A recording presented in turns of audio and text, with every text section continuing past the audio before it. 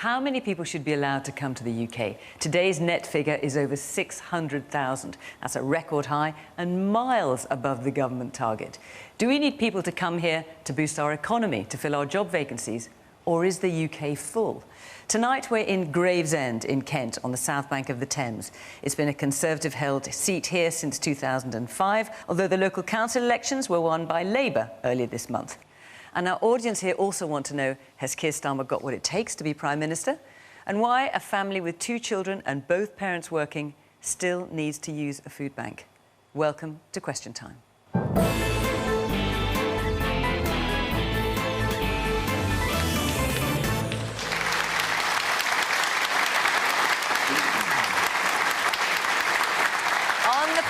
From the government, Laura Trott. She was appointed Pensions Minister by Rishi Sunak last autumn. She's been MP for Sevenoaks, which is just up the road, since 2019. Before that, she was an advisor to the former Prime Minister David Cameron.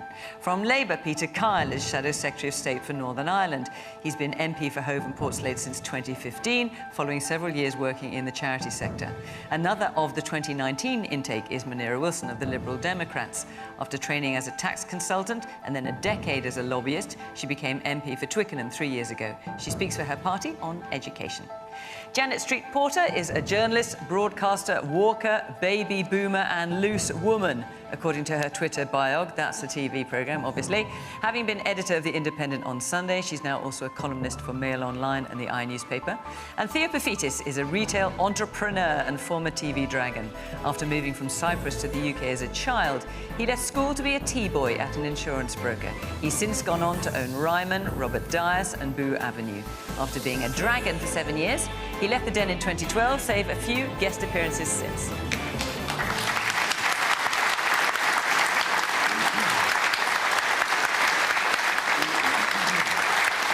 Good evening from Gravesend in Kent. Welcome to our panellists, welcome to our audience here. Great to see you. You are, as always, a reflection of the broad electoral map of the country we're in. Obviously, we're in England.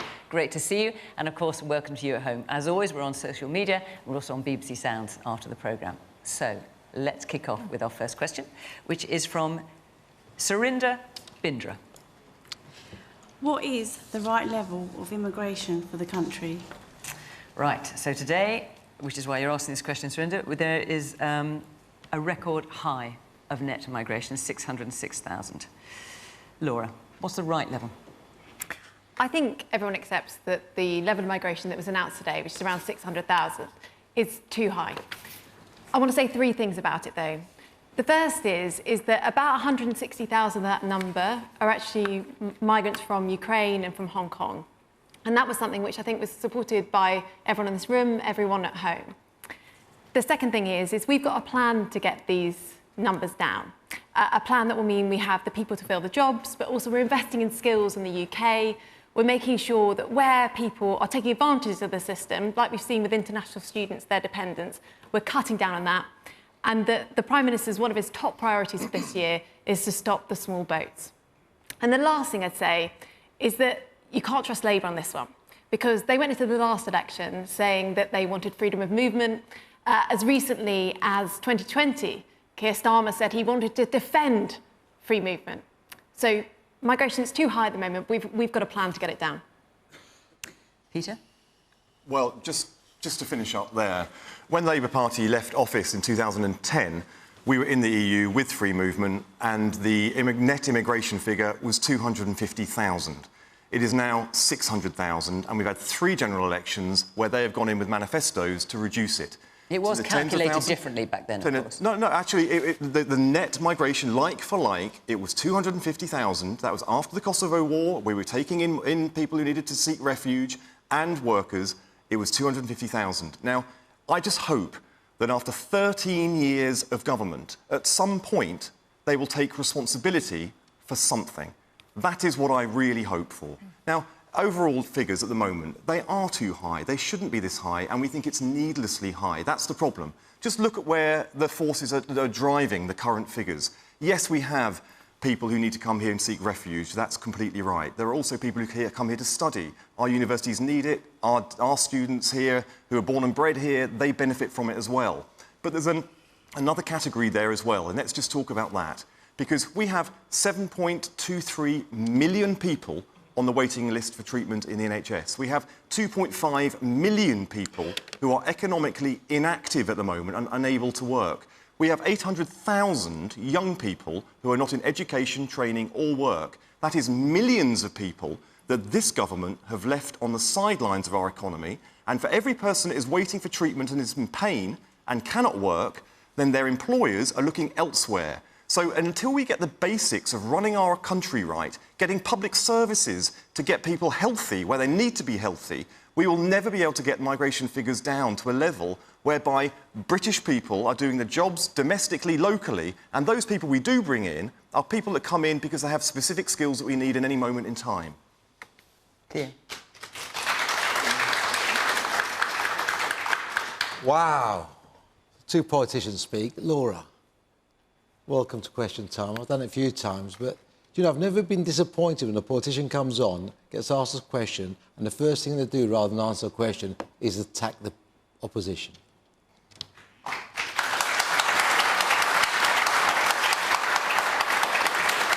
It was a question that needed an answer. And I just want to simplify it. I mean, we talk about immigration, and it's like it's one pot, and everything's immigration. But you can break it down to several pots. You can break it down to the illegal immigration, which government hasn't dealt with. So that definitely hasn't been dealt with. So that's part that very few people would fail to agree with, that we've got to clamp down on that and make sure that we deal with illegal immigration. The second point is we have a massive, still have a massive skill set issue. If we want to have a competitive commercial environment that the UK can be competitive in the rest of the world, we need the correct skill set. And it's not always possible to train your own, especially in the time that you may need to. A doctor can take up to 7 years, a nurse 4 years. So you do need to bring in that skill set. Then there's industry, commerce, where if we don't keep up with the rest of the world, we will fall behind. And it's not, we can't always have the exact skill sets that we need. So business and the rest of the United Kingdom does need to bring in skill set. So that's an immigration that I think we all agree is the right immigration as well for us. And do you think it's at the right level? Well, Theo, so of the figures, about 25%, that's about 235,000, that's for work visas. Does that feel about right to Well, you? it does feel right, but there's a third element. And that third element is where the United Kingdom has had a relationship with another country. For instance, I'm a first-generation immigrant from Cyprus, which was an English colony. And when the United Kingdom gave it its independence, they gave because my parents both worked, and my grandparents worked for the British in the British bases. When the British left, they gave them a passport and said, we're leaving and you can follow, because it wasn't always the right thing to do for people to stay behind.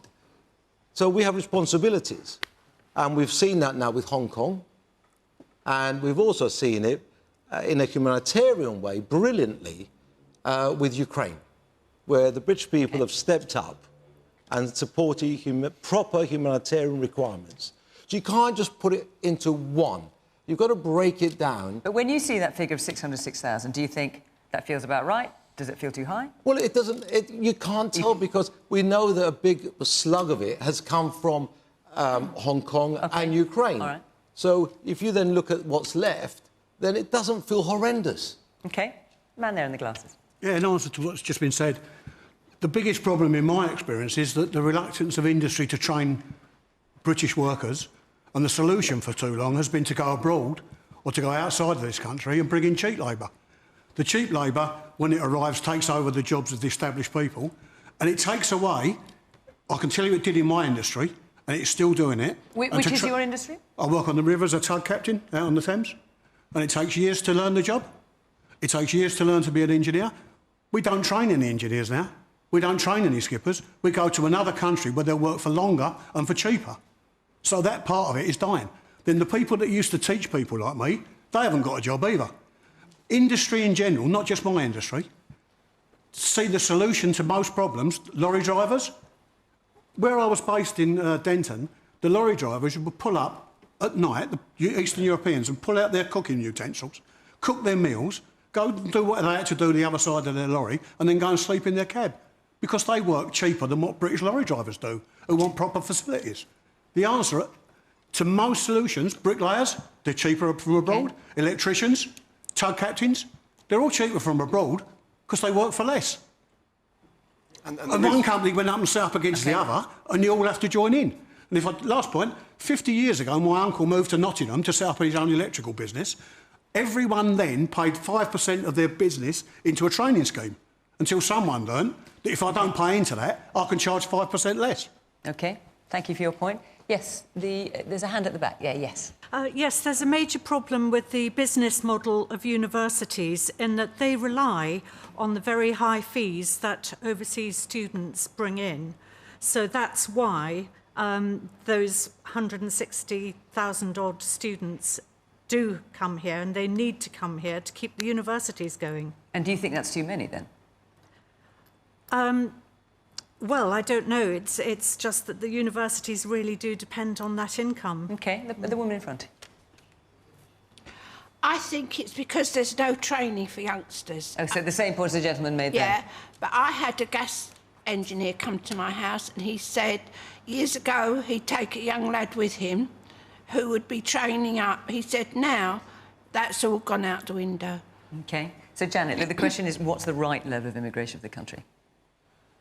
Well, I kind of agree with Theo that there is a skill shortage, but you have to go back to the education system and ask, are we providing the right education to equip young people to want to go into professions like my dad was an electrician when he left school and then he trained and became an engineer. And I've built 2 houses and I know that skilled workers are like gold dust and I encouraged 2 of my friends' kids to be apprentices, one to be a plumber and one to be an electrician, and they both ended up. And they needed a hell of a lot of persuading because they thought that they weren't good enough, they didn't have the confidence to do the exams, they didn't want the year or 2 on low wages and so on. I think there's got to be a lot of recalibrating how we educate secondary school kids. I mean, telling everyone they can go to university is not a great idea. But is it also a question of which jobs are attractive? Because if you remember at the beginning of near the beginning of the pandemic, there were vegetables rotting in the fields. We hadn't got people to come and pick them. And there was a Pick for Britain campaign by the government, and only 8% of the 70,000 jobs were taken up by Brits. 8%. I agree, and in this part of Kent, the labour shortage was really felt. But people did not want to go and pick fruit between here and Margate. Which would suggest we do need people coming in. Well, we do need people who want to do those jobs. Okay. Whether you agree with the wages they're paid or not is another matter. But look at the National Health Service. Peter was saying, you know, he was trying to make a point about the National Health Service, but it relies entirely at the moment on immigrant labour. And unless we change the way we educate nurses and educate and produce doctors and make those trainings shorter, more intensive and more available to a wider range of people. Okay. Munira, I'm just getting around this, but I know you want to come in. So, Munira, what's the right level of immigration for the country? I was looking at Lib Dem's policy statements. I couldn't quite work out where you are on this. Do you want 606,000? Are you happy with that? Do you want it to be lower, ideally? Well, higher? I think the right level of immigration needs to be dictated largely by our economic needs, but also by our responsibility in our world. So, as others have pointed out already, the particularly high numbers this year are because over a quarter of those have come from Ukraine and Hong Kong, and the British people opened their hearts and their homes to welcome them in. I've helped so many constituents who've taken in Ukrainian refugees and are still hosting those refugees, and there was great support for that. So there will always be world events like that are outside your control. But work visas, for example, are something that the government entirely can control. And as far as the Lib Dems are concerned, what is a comfortable number for the Lib Dems in terms of work visas? It's impossible to put a number on it. So there were 178... Why is it impossible? Because because of the reasons actually that Theo laid out. There are so many skill shortages right across the economy. And for what Janet said, you look at our health and care service, I mean, it would collapse without immigrant labour. So in the numbers today, about 178,000 of those visas related to health and care. But do you have no sense of where you're even aiming for? Because it'll depend year to year what the skill shortages are. But in terms of how many people you think Brits should be doing the jobs and how big you think the skill shortage would be, literally just no idea. No, it's not that you don't have any idea. It's dependent on both world events and what the economy needs. And I just wanted to pick up the point about universities, because they are one of our greatest exports. I'm really proud. As a proud Brit, we have some of the best universities in the world that attract the best and the brightest. And they contribute, last year they contributed over £40 billion to our economy, and the cost of that they incurred by bringing their family members with them was about £4 billion. So net, they contributed £36 billion to our economy, and our other students benefit so much from them. So for the steps that have been taken this week to row back on students bringing in their family members, their children or their partners, I think is really damaging, not just to our economy, but also to our world standing. And I was speaking to a university vice-chancellor yesterday, and he said to me, although my university is not too badly impacted by this, he said, the message has gone out that you're not welcome here, and I'm already being told by the people I speak to around the world in a fiercely competitive environment that they're going for the US, Canada, Australia, and other English-speaking countries. And just one final point. I mean, you'd say you're taking action on small boats. The problem is you've got 173,000 asylum backlog today. This is 5 times what it was in 2017.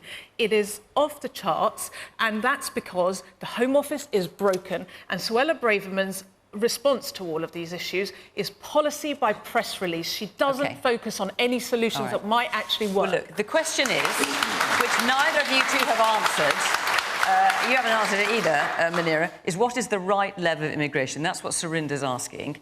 I haven't had a straight answer from any of the politicians on the panel, so let's have another go. What is it? I mean, I've said very clearly lower. No, you didn't. Well, lower. OK, so let's look at the numbers. There's 606,000. You've already said you don't want people coming on boats. That's 45,000. You're trying to stop dependents coming for mature students. That's about 85,000 That's dependents. 160, yes. With it, well, about, let's say 100. About 100. OK, so 100,000. That's a little bit less. OK. Yeah. So of the work visas, for example, who would you not want coming here? I think this is, and the point that the gentleman Would you want to answer there, that question? No, I will, I promise I will. Would you want to answer it now? So I'm going to talk about a story which illustrates our different approach. Well, so just before we get that story, because I'm going to ask you both. So, for example, on HGV drivers, so that's what I was going to say. Can you answer that question and then do the HGV drivers? So who, on the work visas, for example, we know half of those went to health and social care workers. Who would you not want to come if you want to get the numbers down, which the Conservatives have said repeatedly since 2010? Absolutely, and it's really important that for skilled professions, like, for example, HGV drivers, we take up that we're training as many people as possible. And that is what we have shown that we are going to do. And so the numbers that are coming now, in order to get the numbers down on work visas, because I understand you can't control what happens in Ukraine, Hong Kong, things like that. Yeah. On work visas, who would you want not to come? It's really important that we have more training for people within the UK. But of those coming now, who can you see would because you've been in government 13 years now, who can you see that you would like not to come in order to get the numbers down? So I just gave an example. So, for example... Lorry drivers. Yeah, exactly. So when... That's yes. Yeah, but lorry drivers, a lot of British lorry drivers have been trained already, and that is a success story. Yes, but the numbers are still at 606,000. So who else? Well, I mean, we can go through that. I would like lots of jobs to be done by British people. He's got his head in his hands, so we're not getting an answer. But where it's possible. OK, all right, nothing specific. Let me ask the same question to you. Who would you like not to be coming in order to get these numbers down, which Labour has also said it would like to see, on the work visas front, for example? I think that is unnecessary if our training programme, if our universities and our medical schools were focused in the right way, we wouldn't need so many people coming in here working in our NHS. But that's going to take years. So in the short to medium term, I'll tell you what we'll do. Or would you like the work visas to stay the same? I'm just trying to... Because we've heard both parties say we want the numbers to come down. I'm just trying to get a sense of how you would practically do that. Right now, if your profession is on the skills shortage list, an employer can go abroad and offer 20% less wages to a foreign worker than a domestic worker. So that should be scrapped now. Now, that would disincentivise going abroad in the first place, and it would incentivise investing in the workforce and the local workforce and the potential workforce locally. We do that now, today. That's that example. Secondly... And how long do you think that would take? We could do it today. We could do it today, and it would start making an impact. Part of that, and so then, that goes against exactly what you just said. No, and then we move to health and social care workers. Now, one of those skills shortages is actually nurses. Nurses have been on the shortage workers list, skills list, for 13 years. Every year this government has been in power. Now, what they've failed to do is lift the number of nurses that are being trained. They have artificially suppressed it. A letter went out to every university last year saying, do not increase the numbers of nurses training. What we would do is cancel the non-dom tax status, and we would double the amount of training places for doctors and nurses. So we have a short-term programme we could do now. We can refocus the apprenticeship levy, medium-term impact, long-term impact, get those training places wherever we can find them so that we can have the skills that are there for our NHS where they're needed. And we wouldn't need the kind of immigration. Now, Laura can say pick holes in it, but under the last 13 years, you have failed every single promise you have made the public. Why don't you accept responsibility for the failure your government has delivered and the broken promises you have done? Can I tell you? A story which I think really illustrates the difference between our two parties on this, which I think is really, really important, right? A couple of years ago, we had a shortage of HGV drivers, right? The first thing that Keir Starmer said immediately, the lever that he pulled, was we need 100,000 visas for HGV drivers. That was the first thing he said, right? What did we do? We increased training for people here. We made sure that people in this country got those jobs. That is our approach to immigration. That's what we've tried to do, and that's why you can trust us. And as you, hang on. And as you know, the boss of one of those companies, because I suspect you've read the same article I have, Laura, said we've solved the problem, as you say, but we've had to pay through the nose for it, and wages have increased 20 to 30%. So there's pros and cons there. Here, you had your head in your hands. You had your hands for a while now. And we've trained people in this country. That's what I think everybody here wants. Yeah, we believe you. Right, so let's go back to the question from the lady over there, which talked about international students. International students account directly for about £20 billion of exports and about 37 billion if you count indirect as well. That is bigger than the aerospace industry in the United Kingdom and the oil industry. And of course, you're Vice-Chancellor, right? And I've got to declare, thank you very much, that I am a Chancellor, not Vice-Chancellor. Chancellor of Solent University, so I've been transparent here. So it's a huge export income for the United Kingdom, and it allows us to run the universities that we've got and make sure that we can subsidise our own training and education here. Secondly, 15% of students, 15% of mature students bring dependents. And dependents can only be spouses and children, not their grannies, their aunties and nephews or the next-door neighbour, which has been pushed around by various parties. Thirdly, the new changes proposed by the Home Office will only affect 10% of those 15%. So actually, the changes are negligible and just there to capture headlines, because I'm afraid we politicised immigration again to basically distract from everything else that's going on. You can't politicise immigration, because what happens is we damage the country for the sake of our own parties, and that can't be right. Right, let me take a few more points forward before I move on. Yes, a woman there in the glass. I'm a retired midwife now, but I went into midwifery training when I was 31 years old because I had the opportunity to go in directly and have a bursary. And there are hundreds of women out there, and men, that would do nursing or do midwifery if they had the option of going in and getting a decent wage or decent money so that they can train. These midwives, when they're student nurses, student midwives, student whatever, they are supernumerary on the wards, but they're not. They work hard on those wards because they have no option, because the staffing is so poor. When I was I've worked many a shift on a delivery suite where I was the only British-born person. But there are hundreds and hundreds of women out there that would like to do it. The places for midwifery training and nursing training go so quickly, and there's never enough. I'm sure if there's any other nurses in this audience, they'd agree with me. When you did away with the bursary, you did away with a whole generation of people that could be nurses or midwives or doctors or whatever. OK, thank you. Yes, Madeline. You both talk about increasing the amount of training numbers for NHS workers. How are you going to track these workers when you don't even offer them a pay fair award? And the people who will come into these... And the people who will come into these jobs will hemorrhage to countries like Australia, Canada, the USA, where we're being paid properly. Right, we hear you. And there's this woman here in the glasses.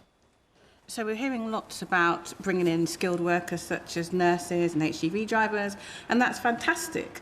But actually there's those businesses and industries which are not considered skilled workers. So even here in Kent, we know, which is high in hospitality and tourism, there's a labour shortage. And, you know, I don't know for certain, but possibly those spouses and those dependents might be those people who'd like to take up those jobs. So it seems to me that we need extra immigration to help fill those positions so the vegetables aren't rotting on the fields and so that we can keep our cafeterias and hotels open. OK. All right. I'm going to move on, actually, if you'll forgive me, simply because there's a lot of other questions that you've raised, and I've spent 25 minutes on this one, so if I don't move on, I'm not going to get through. So thank you for your point. I just want to tell you where we are next week as well. We are in Leicester, where the campaigner and cook Jack Munro is on with the former Conservative Cabinet Minister and Governor of Hong Kong, Chris Patten. The following week, we are in Kings Lynn in Norfolk. So that's Leicester and then Kings Lynn in Norfolk. If you want to apply and be part of the audience, go to the Question Time website. Here's the address, and just follow the instructions there. OK, we could talk about immigration or leaving. I totally understand that. But a lot of you asked about this next subject, so let's hear about it. Harry Joseph Kander. Is the Labour leader, Keir Starmer, offering enough of an alternative to the Conservatives to gain a majority at the next election? Who are you going to go to first? Well, I thought I might come to you, Peter. What do you think? Harry, I think he is. And the reason is that we have set out a credible alternative to the government. If you just take the cost of living challenge that we had last summer, we saw this coming from outer space. The government did very, very little, too late. We came out last August with a package that would have kept everybody's bills right where they were then, and it would have saved every single household £500. If the government had started investing into household insulation when we called for it, that would be 1 million homes that could have had lower bills this year. So we're always coming out with radical, big, bold alternatives to the government, but they are also sensible, deliverable, and they respect taxpayers up and down the country.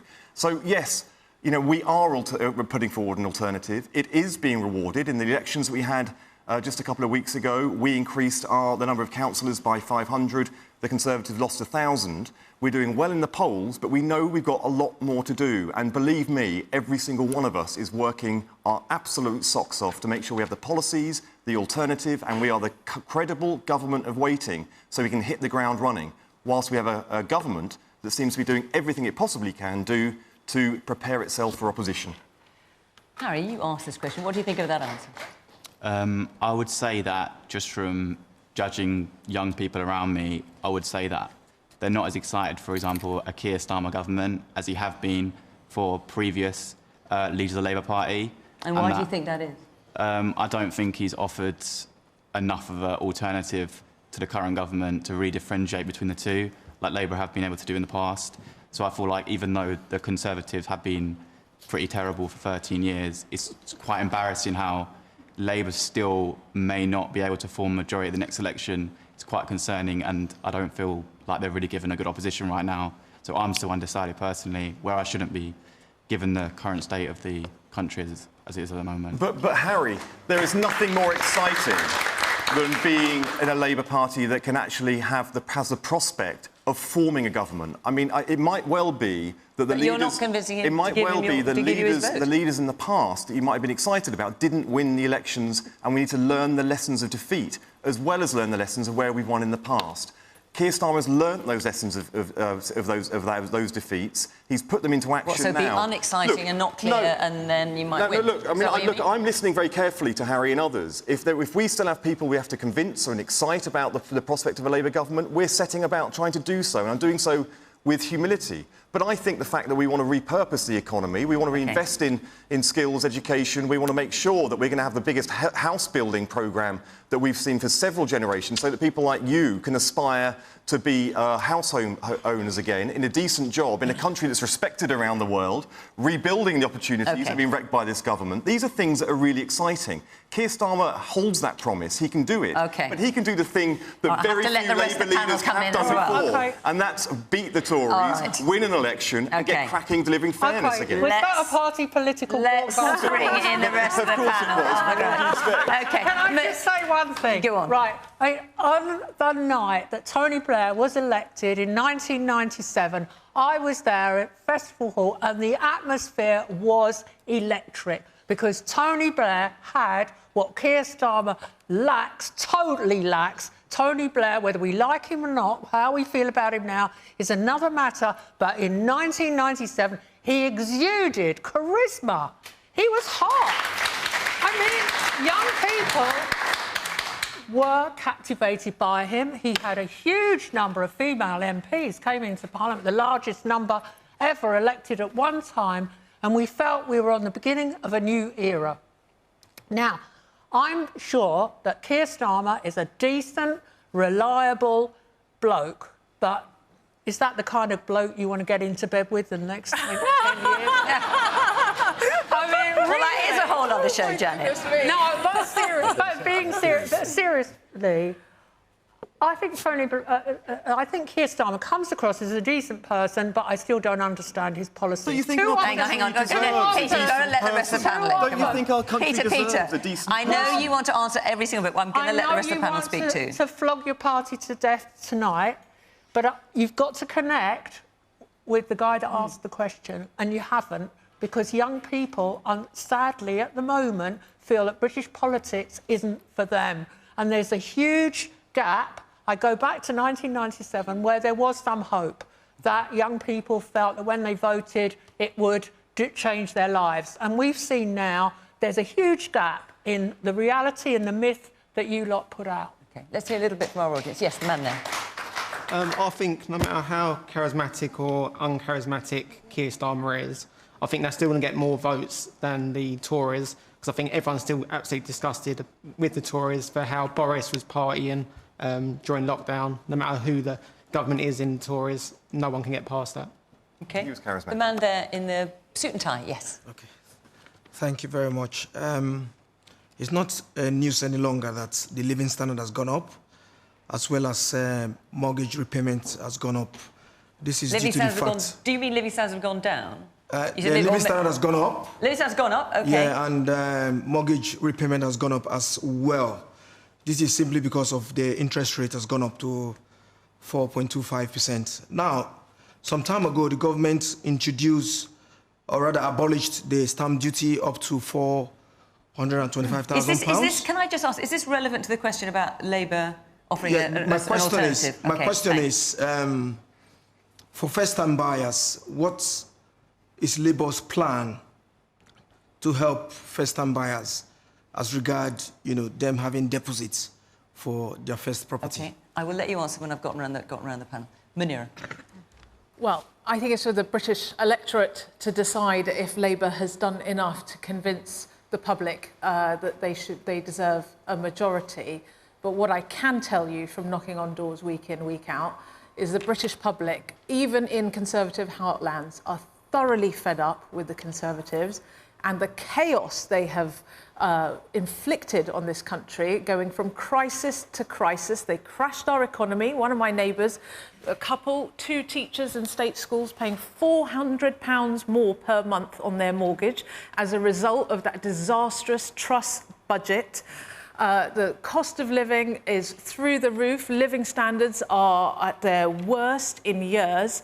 And our NHS is on the floor. So, no, people are saying no thank you to the Conservative Party. And as we saw at the recent local elections, the Liberal Democrats are they're turning to the Liberal Democrats in their droves in many parts of the country. We exceeded all expectations, and we did exceptionally well. And so we will be working hard to win as many seats as we can at the next election. Unlikely, win your trust.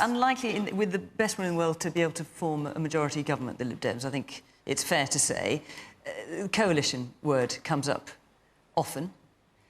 You ruled out a coalition with the Conservatives. You said it was, but as far as Labour's concerned, well, can you rule that out equally strongly or rule it in? What I will tell you is I and my colleagues are laser-like focused on winning. Do you think we're going to get an answer? No, we're not going to get an answer. So why can't we get it? No, Munira, it's a serious question. No, I tell you why you can't get it. Because you ruled it out with the Conservatives, so why can you not be equally I don't think the British public would forgive us for propping up this morally bankrupt government. But what I will tell you... So is there for a possibility the reason why I don't think about coalitions, even but hang on a minute, you're not the party of coalition. Sorry, the reason why I won't countenance it, because I think it's actually taking votes for granted. And one of the things that I hear time and again is that the British public feel that the Conservatives have taken them for granted. I am not complacent. I don't take a single vote or a single seat for granted. And to start thinking in the realms of, the Lib Dems might be the kingmakers after the next general election, I think is hubristic in the extreme. So that's why I am focused on campaigning to win as many Liberal Democrats that's your only reason for existing. Yeah. That's your only reason for existing. Are you suggesting I shouldn't exist, Theo? No, to actually win votes and get into government. And if you don't believe you can do that, you've got no reason to exist. What? Liberal Democrats, MPs like me, every day we're making an impact in our community and we are there to hold the government to account. I am not focused on what happens the day after polling. But if they asked you, what would you say? What's that? If Labour needed your support to form a government... We'll come to you in a minute, Peter. We'll ask you in a minute. I'm sorry. Hello. Go on. Can I just ask, if Labour asked you, what would you say? Yes or no? It's not my decision to make, Janet. No, but your party, you must have a policy about it. No, don't tell me you haven't thought of the possibility. No, because we are focused on winning seats. OK, so let's hang on. Let's dissect this for a minute. What is puzzling, Munira? We've heard you loud and clear. What is puzzling?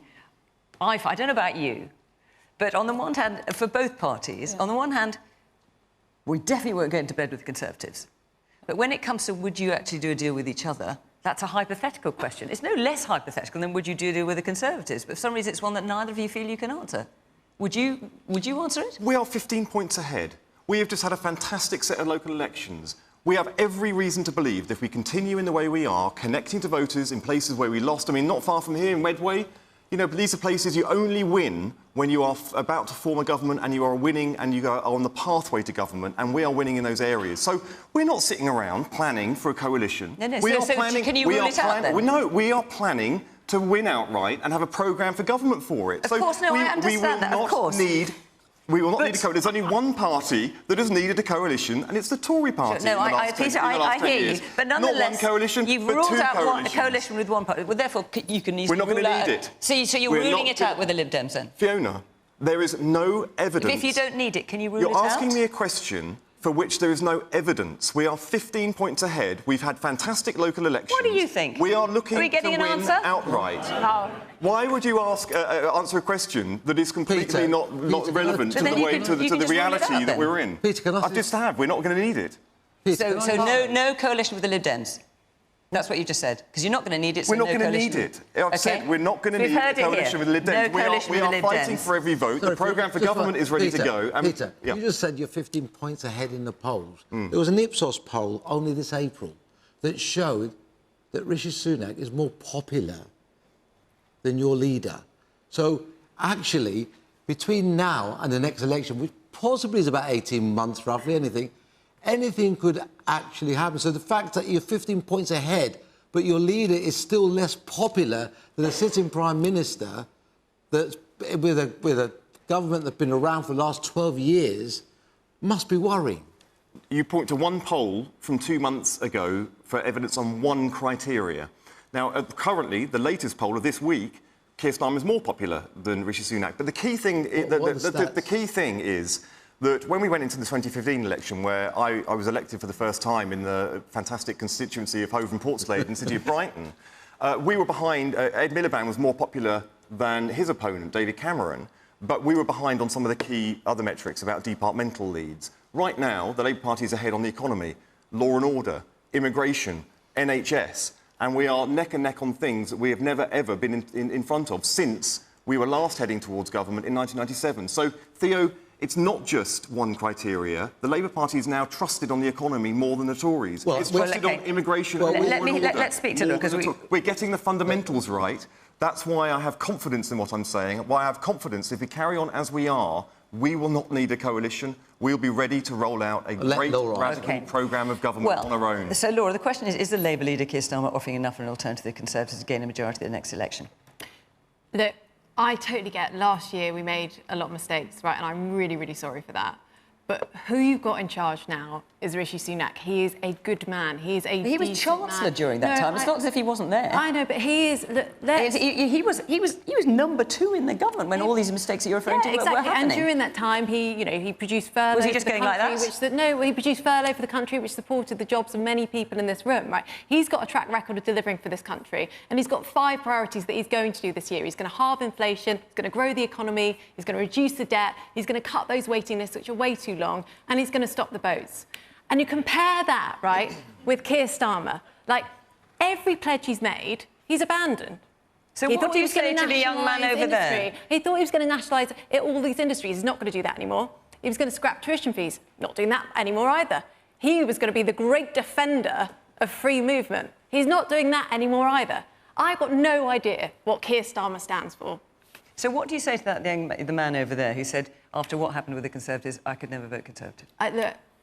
I'm really sorry, is what I would say to you. I really am sorry. But we've got a really good, decent man in charge who's doing the right thing for the country, who is delivering for the country. And I back him 100% to be a brilliant Prime Minister, and he will go on doing that. Let's take another question from Claire Chambers. Is it right that a family with 2 adults and 2 children should still have to rely on a food bank to get by? So, Claire, are you referring to your own family situation? Mine and others that I do know, yeah. So do you mind me asking, are you both working, for example? Yeah, we are, yeah. And what do you do, you and your husband? I'm a cleaner. My husband works in the transport industry. And yet, despite that, you have to rely on food banks? Every now and again, not constantly, yeah. And how do you feel about that? It shouldn't be that way. It seems like those that are unemployed get the free dental care, get the free this, get the free that. Yet there's no incentive for those that do work and try. What do we get? And is there anything specifically you'd want the government to be doing? Just a little bit more giving to those that do actually work. Instead of, oh, you've earned that, we'll take that. While you see those that don't give, get given everything on a plate. There's that right? OK. Let's... Laura, obviously I'm going to come to you on that. Let's just go around the panel to begin with. Janet. I think what needs to happen is the government needs to look at the rising costs of things like food basics that have soared over the last year. And it's almost as if all the supermarkets are in league together, because there's the cost of just buying essentials must have really, really impacted on people. I mean, when you've got stuff like washing powder has gone up from £4.50 to £9 if you're using the environmentally friendly salt that we're supposed to be using, I really don't know how families like yours do cope at all. What can the government do? I think they need to rein in the supermarkets. They need to look at the cost of transport and make it more affordable. I can't, you know, it's things like that, really. Theo? Well... I mean, what do you think when you hear... I mean, there's 2 working adults... Yeah. ...and they're having, from time to time, to have to go to food banks. I don't think anybody on this panel would argue that's wrong. I don't think anybody would argue that's wrong. But we don't seem to be able to deal with it. Now, we're talking about inflation going down today, and down to 8.3%, whatever it was. But actually, food inflation is still running at just under 20%. Now, that... when it slows down, the prices aren't going to come down. That's my concern, is it would just go up slower. That's all that's going to happen. So we know there's a serious issue with food inflation, and that seems to be just brushed under the carpet, and that now needs to be addressed, because we've got to the stage where people can do without lots of things. Mothers and fathers and parents make sacrifices for their children every single day to go without, so their children can get food in their bellies. But the reality now, food's becoming an actual issue in being able to acquire the food in the first place. And what do you think should be done about it? I mean, at least two of the big supermarkets didn't make a profit last year. So it's not as if they're making a lot of money off the back of it. I think it's not fair to blame the supermarkets, because there's a whole supply chain that runs into the supermarkets. And if you talk about fuel costs make a massive difference to food prices. So they've got to be factored in. The whole supply chain of getting food onto your plate involves so many inflationary affected services. And the problem we've got, we haven't been able... Now, credit where it's due. I think the government stepped in absolutely right on fuel for households to try and protect everybody through the winter. But it didn't deal with the food aspect of it. All right. OK, well, let's put it to the government. So, Laura, when you hear what Claire has to say there, and thank you, Claire, for sharing that with all of us. We're grateful. How can you help her? She feels that she's being pretty much abandoned. Yeah, I know it's really, really tough at the moment. We are trying to do all that we can to help. So Theo talked about the energy help that we put through that I'm sure you've been receiving. So we put the windfall tax on the energy companies, which paid half your energy bill over Christmas, but we know it's still really, really high. I totally get that. You've also got the cost of living payments. I hope that you're on that. Maybe you can answer or not afterwards, which, you've got the £300 so far this year. You've got another £600 coming. Hopefully that will help a bit as well. But she's still having to go to food banks. I understand that. I'm just saying, we are giving support, and I hope that is going to help. But the long-term solution to this also is trying to get inflation down. And that is what we are absolutely working on. It's starting to come down a bit, but Theo's totally right. Food inflation is still way too high. So we're working to try and improve that. But that is at the root cause of these issues. Claire, what do you make of that response? I agree in a way, but there's a little loophole with the universal credit. When you get paid for weekly, you get paid 13 times in the year.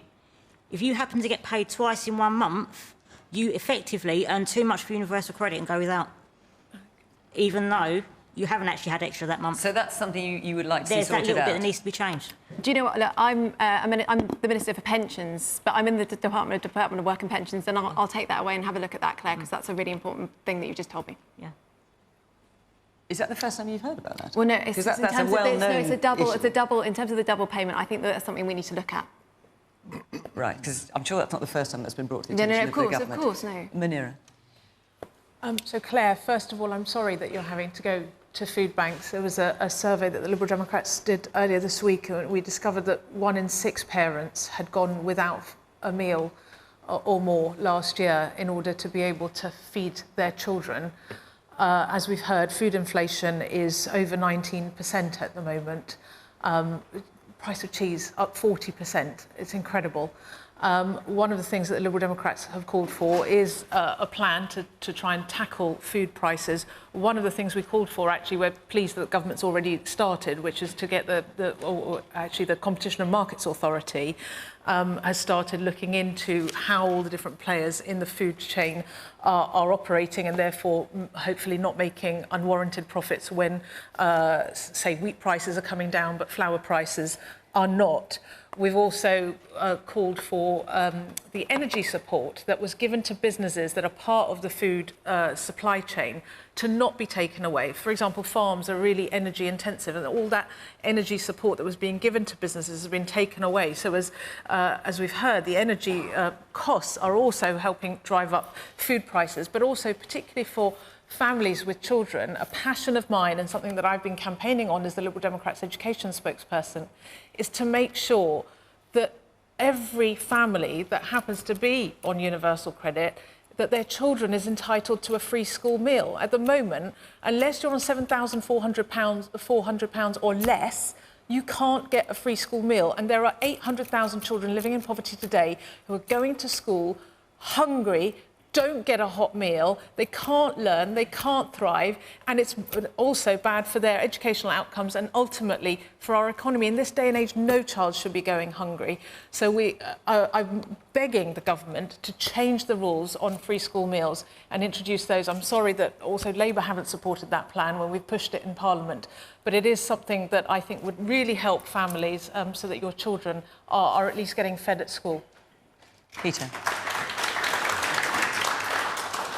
There are so many people in Claire's position, and the thing that is so striking, though, is it's not just a cost of living phenomena, it's not just a post-COVID phenomena. I didn't know what a food bank was until about 8, 9, 10 years ago. There wasn't a single food bank in the community that I live in until 10 years ago. So this is a problem that's been emerging for a long time. There has been now 12 years, year on year, when real terms wages have fallen for people in the public sector and people on lower income. 12 years of real term decline in what your money can buy every single month. Now, we're not going to be able to change this fundamentally, Claire, for you until we get those basics right. The two biggest costs that most households have is the cost of housing and it's the cost of bills. These are now taking up nearly 60 to 70% of people's income. So when it comes to housing, we've got to get cracking with house building, lowering the house cost, so that we can make sure that more good quality housing is available for people at a cost they can afford. That's for home ownership and more rights for the increasing number of people who are in private rented accommodation. Of course, the government have dropped all of their targets on this. We need to reinstate those targets and make sure that they're delivered on. On the bills, until we get the essentials of our energy supply market and other utility bills right, then we're not going to get anywhere. So just down the road here, the gas storage facility closed. We're not investing nearly enough in the transition to renewables. If we had started insulating homes when we called for it, 1 million homes would be insulated now. We now need to get to, in the next decade, 10 million homes to be insulated so that we're doing things that will drive down the costs that households have so that you'll have more money in the pocket. And then finally, we've got to get growth into the economy.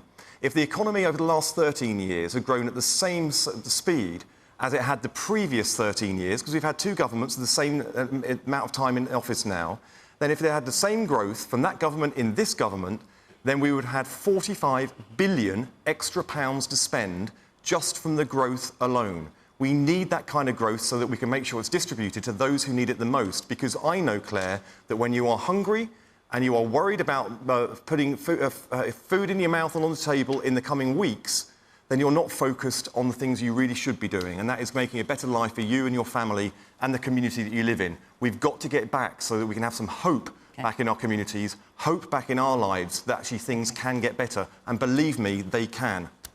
Claire, we wish you all the best, and thank you for sharing your story with us. Thank you. Let's take one more question quickly from Chris Webb. Chris Webb, where are you? Sadiq Khan, the Mayor of London, wants to extend the ultra-low emission zone to the outer London boroughs. How can this be democratic when motorists who have to travel in, they have no say in the matter? Right, so let me just, for those of you who don't know, so the ultra-low emission zone at the moment is within the North and South Circle. It's going to be extended to pretty much the M25. Gravesend is just outside, about 20 miles outside, so if you're travelling into London, you'll have to pay £12.50 if you've got a petrol car older than 2005 and a diesel car older than 2015. There are a few exceptions, but that's basically it. Theo? I just think it's been dealt with incredibly badly in an arbitrary way, which, now, we all want cleaner air. There's no question about that. We all want cleaner air. But the RSC have already said that the figures that the Mayor had put forward as his target figures for clean air in areas where ULEZ has been has failed by over 20%. So it hasn't actually had the effect that he'd hoped for. Well, pollution in central London has reduced by 46%, I think, compared to what it would have been without ULEZ. But so I'm not sure what you mean. The target he set for the ULEZ changes was missed by 20%. The effect but pollution has come down. It's come down, but not to the effect that it would make. But not as much as he wanted. As he wanted, it would make as much difference. And I don't think people have been consulted properly, given the time to change their cars, or the incentives to change their cars. So while it's admirable that we all want cleaner air, now, there's an argument that says it all has to be done in an organised fashion. And I just think he's a botched job of it. OK. Janet. Well, it kind of goes hand in hand with his other policy, which was low traffic neighbourhoods, where there are whole parts of London where they block streets off, put in flower beds and so on, forcing the traffic to go around these areas. And the result has been that central London now has the worst traffic, and that traffic has been shunted out of what is generally middle-class areas onto high streets or lower-income streets where cars sit bumper to bumper. But it has got cleaner air than it did, and there are people who die from asthma and pollution-related conditions. Air, but I also agree that this isn't a very democratic policy, that it should have been put to a vote. All right, let me just hear from the young woman here. I would like to comment that it does feel like you're being penalised for wanting to go to work. My father's a shift worker, so he'd be charged to go in the night and then come back in the morning, so twice a day sometimes. And it's unaffordable. I think the ordinary citizen is already asked to sacrifice so much, from the lady that gave her own anecdote. So I think it definitely does feel like an added tax on people who can't afford it. So. We'll have to be quite brief because we're very short of time now. Munira. Well, as an outer London MP, my constituency of Twickenham is going to be coming into the ULEZ for the first time. And like Theo, whilst I and the Liberal Democrats support the goal of clean air and tackling climate change and pollution, I think the timing and the speed at which the ULEZ expansion is being rolled out frankly, is reckless in the middle of a cost of living crisis. The last time the ULEZ was expanded out to the South Circular, there was about 3 years for people to be able to change their cars and adapt. No, it's, I know, so it's just we've not got much time to have to let too many people in. The London Assembly proposed, and the Mayor threw it out because it was supported by both the Greens and the Conservatives, to double the amount of money that's being given to people who need to scrap their cars, improve public transport. And importantly, the government has put quite a lot of money into scrappage schemes in other parts of the country, like Bristol and Manchester. And so, as you say, with key workers coming in, doing shift work, who can't afford to live in my constituency, who need to drive in, they should also be given help, like Londoners are being given, to scrap their cars. This is something Labour supports, I think. It is. The two groups of... well, this is... Sadiq is a Labour mayor, and of course... the two groups of people who are most affected by air pollution are young people and older people living into later life. And it has very profound impacts on health. We have to take action. Peters, no one's arguing with that. Nobody's arguing. They're saying the impact on small businesses. Well, you didn't quite let me finish the sentence, which is, so therefore, it is clearly divisive. We have to move forward, but we have to move forward in a way that does take people with us, and I accept that some people are finding this really difficult. Now, already, in the zone already, I believe it's between 80 and 90% of all the vehicles that are already there meet the current standards. I mean, the challenge is people coming into the zones from outside, which is what affects areas like yours. And I'm sorry, but, you know, we spent a lot of time, Sadiq spent a lot of time making sure that vehicles in the area were converted before going to these targets. We've only got about 20 seconds left. I'm so sorry, Peter. I'll give you a short answer. It's an absolute outrage, right? Absolute outrage.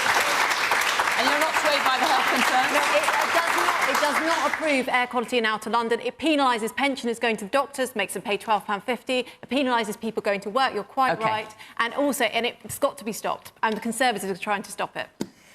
Right. OK. I'm sure lots of you would have liked to have come in on that. I'm so sorry we ran out of time, so I wasn't able to bring you in. That's it for this week. Remember, we're available as a podcast on BBC Sounds shortly after the programme. Then we're in Leicester next week, Norfolk the week after. Come and be part of the programme from Question Time this week in Gravesend. Bye-bye.